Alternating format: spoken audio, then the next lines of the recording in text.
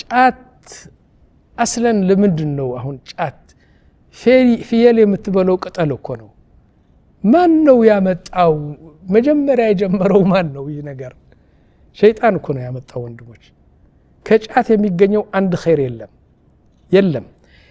ጫት لا فائدة منه أبدا فائدة اللو يميلين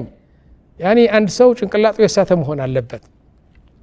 وثبت أنه يغير مزاج እነዛ ጫት የሚወስዱም ዶክተሮቹም እንዳሉት ጭንቅላትን ይቀይራል አሉ እንዴት ነው የሚቀይረው አላቀም المهم ጭንቅላት ይቀይራል አሉ ወደ ላይ ነው ወደ ታች ነው ወደ ጎን ነው المهم ተራ ቅጠል አይደለም ጭንቅላትህ ይቀይራል አሉ وهو متلف للمال የገንዘብ ማጥፊያ ትልቁ እንትን ነው ገንዘብ ያጠፋል ጫት والله በጫት የሚጠፋ ገንዘብ እኮ ማት እንትን ነው يقول لي واحد يمني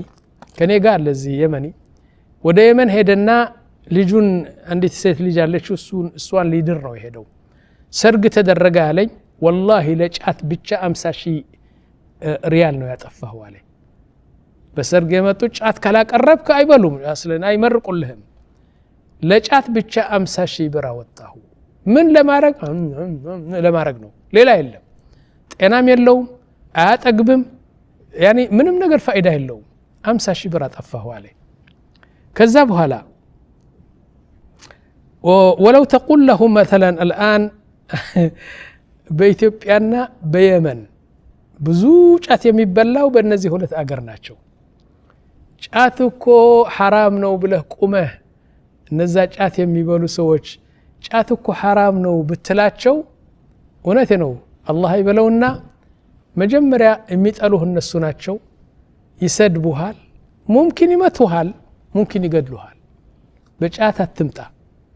እና ምንድነው ይሄ ሸይጣን በሰው ልጅ ልብ የሰረጸው የጫት ፍቅር በጣም አስገራሚ ነገር ነው ፋይዳ አምጡልኝ እስቲ የጫት አንድ ፋይዳ አምጡ የለም ትመረቅናለህ ምን ትላለህ ጭንቅላት ይቀየራል እንዲያውም አንዳንድ ሰዎች ይላሉ ከሴት ያርቃል ይላሉ ሴቱም እንደዚህ በቃ ጫት ሲብሉ ጥቅሙ ምንድነው በየጠየቋቸውና ያኒ ጥቅሙ ታወራለህ ትጫወታለህ ይሰበስብሃል طيب ሌላ የለም ተሰብስበህ ፍሩታ የበላህ ሻይ የጠጣህ ቡና የጠጣህ ያኒ የተዝናናህ የተጫወትክ የለም